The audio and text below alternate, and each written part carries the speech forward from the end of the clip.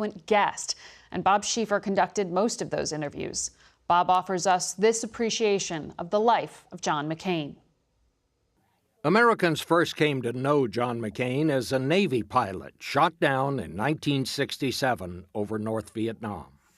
As a prisoner of war, his captors tortured him for 5.5 years. When they learned he was a famous admiral's son, they tried to release him for propaganda purposes, but he refused to go until the other prisoners were freed. It was such courage that marked his long political life. Through 2 presidential campaigns and decades in the Senate, he became one of the best-known politicians in America and was never afraid to cross party lines. Independents, Democrats, libertarians, vegetarians, come on over, vote for me. In 1985, he made his first appearance on Face the Nation.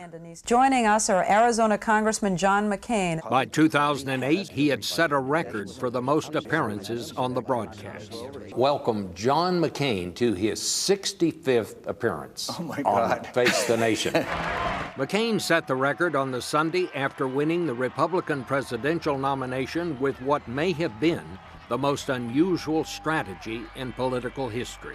We lost the trust of the American people when some Republicans gave in to the temptations of corruption. He told the nominating convention his party had lost its way and was part of the country's problem.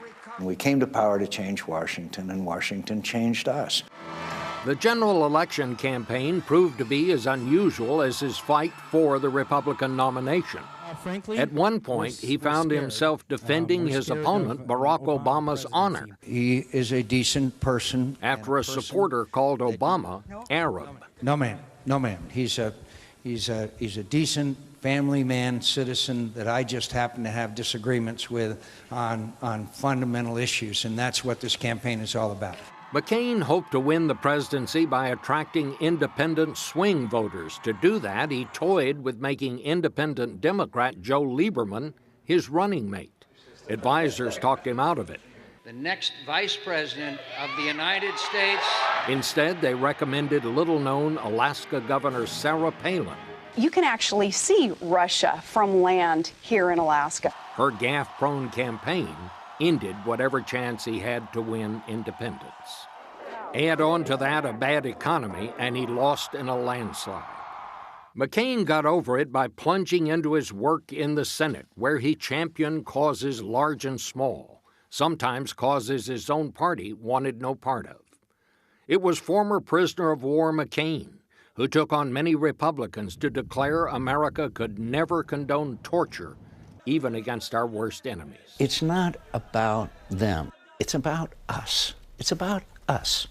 What we were, what we are, and what we should be. And that's a nation that does not engage in these kinds of violations of the fundamental basic human rights that we guaranteed when we declared our independence. He's not a war hero. Americans were shocked during the 2016 campaign when Republican candidate Donald Trump attacked McCain, saying, "He's a war hero because he was captured. I like people that weren't captured." McCain stayed above the fray during the controversy that ensued, but his relationship with Trump was never warm. And he was the deciding vote that killed the new president's plan to repeal Obamacare. For McCain, it was always about the issues, seldom about who sided with him. He could be the Senate's fiercest critic. We're getting nothing done, my friends. We're getting nothing done. But he loved the place, respected its rules, and maintained friendships with his toughest opponents, like the late Democratic Senator Ted Kennedy. Oh, we had some of the great bouts, and yet I remember one time we had a huge fight that 2 freshmen had begun, and we drove them from the floor, and afterwards we were walking off the floor, and he put his arm around me and he said, "We really did a good one that time, didn't we, John?" When he and Democratic Senator Chuck Schumer were working to find a compromise on immigration, I remarked it was the first time they had appeared on the Face the Nation set together. What I didn't say was that it was McCain who had convinced Schumer to cancel travel plans and stay in Washington to show solidarity. When Hillary Clinton called him her favorite Republican as she was preparing to run for president, I asked McCain the obvious question. Is she your favorite Democrat? Actually, I hope this program is blacked out in Arizona. Please cut. No, look, I respect Secretary Senator Clinton. I respect her views. We have had disagreements on a number of issues, but I think it's my job to work with every president if she is. Regrettably, if she attains the presidency. As chairman of the Armed Services Committee, McCain flew to battlefields and trouble spots around the world. When Ukraine became dangerous, I questioned his decision to go to Kiev. I know you think you're bulletproof, but do you feel safe there, Senator?